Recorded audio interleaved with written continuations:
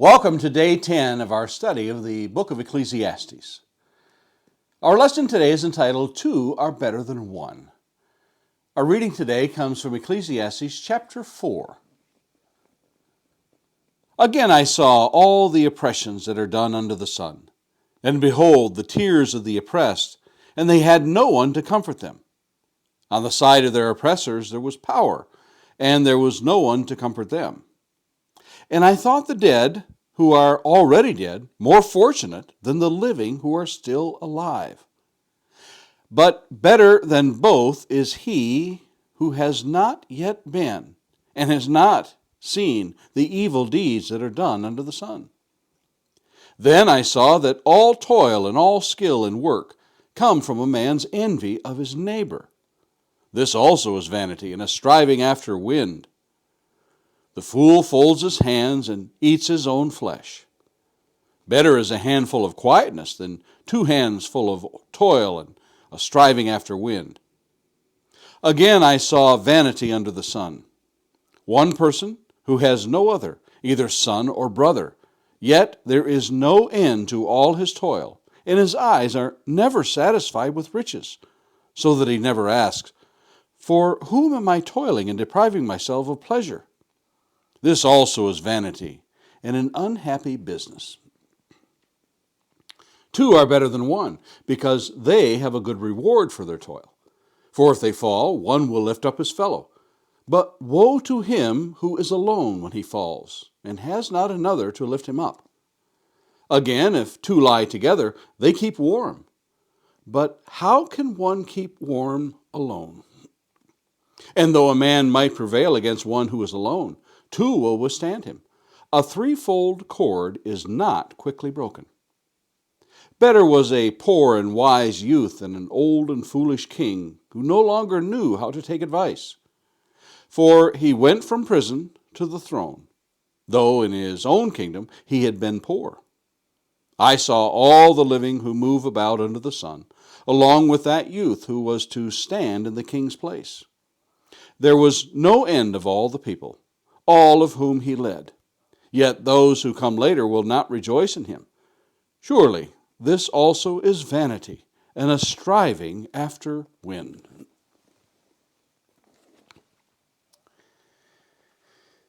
In John Steinbeck's epic Pulitzer Prize-winning novel, The Grapes of Wrath, he tells the story of the Joad family from Oklahoma who pack up and journey to California during the Great Depression of the 1930s.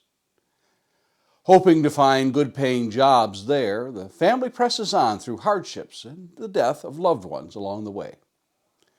They find overwhelming oppression and the exploitation of the destitute and starving families when they arrive. Workers try to organize for better pay and conditions, and in turn are met with violence and death. Tom Joad, a young man who had been incarcerated in Oklahoma for homicide and self-defense, once again finds himself fighting against those who kill others, and in doing so kills another man there in California. In a tearful goodbye between the mother and Tom, he gives a speech about where he is going to go from there as he flees the law. He says, Well, maybe like Casey says, a fella ain't got a soul of his own, just a little piece of a big soul. The one big soul that belongs to everybody. Then it don't matter. I'll be all around in the dark. I'll be everywhere. Wherever you can look. Wherever there's a fight so hungry people can eat. I'll be there. Wherever there's a cop beating up a guy. I'll be there. I'll be in the way guys yell when they're mad. I'll be in the way kids laugh when they know supper's ready. When the people are eating the stuff they raise and living in the houses they build, I'll be there too. Solomon turns again to the human condition here in chapter 4. People are oppressed by those in positions of power, as we see in verses 1 through 3. They're oppressed by the envy of others in verse 4. They're laden in loneliness in verses 6 through 12. Finally, in this chapter, the uncertainty of those who will rule over them. How unusual that a king should write such things as oppression, the deficiency and wanton rule of the monarchy over a country, seeing by his wisdom he would rule justly and in righteousness. Yet, couched in this melancholy vision of the way the world works, Solomon gives a maxim, a proverb, as it were, for life. Two are better than one, because they have a good reward for their toil, in verse 9.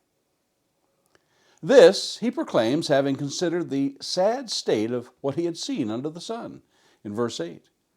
One person who has no other, either son or brother, yet there is no end to all his toil. And his eyes are never satisfied with riches, though he never asks, "For whom am I toiling and depriving myself of pleasure?" This also is vanity and an unhappy business. Yes, Solomon's insightful observation is spot on. What's more, he gives wisdom's cure for that which he had observed earlier by the oppressed. In verses 10 through 12 we read, "For if they fall, one will lift up his fellow. But woe to him who is alone when he falls and has not another to lift him up." Again, if two lie together, they keep warm. But how can one keep warm alone? And though a man might prevail against one who is alone, two will withstand him. A threefold cord is not quickly broken. Far too often the cry of the bereft, the beggared, and the busted is to declare in their hopelessness just what Solomon said in verse 2. "And I thought the dead who are already dead more fortunate than the living who are still alive." Still, there is a solution close to us. In hopelessness, we may think the solution lies always within ourselves. To care for only ourselves may be the tendency of many. The answer lies in sharing the load, bearing the burden of others, and banding together for support and protection. For so the inspired writer tells us in Hebrews chapter 10, verses 24 and 25. "And let us consider how to stir up one another to love and good works, not neglecting to meet together, as is the habit of some, but encouraging one another, and all the more as you see the day drawing near." And again, Paul speaks in Romans chapter 15, verses 1 and 2. "We who are strong have an obligation to bear with the failings of the weak, and not to please ourselves. Let each of us please his neighbor for his good, to build him up." Paul writes again in Philippians chapter 2 and verses 3 through 5. "Do nothing from selfish ambition or conceit, but in humility count others more significant than yourselves. Let each of you look not only to his own interests, but also to the interests of others. Have this mind among yourselves, which is yours in Christ Jesus." For the believers, Jesus declared in Matthew 18:20, "For where 2 or 3 are gathered in my name, there am I among them." In the oppressed and destitute and downtrodden in your walk, have you sought to be a part of the solution?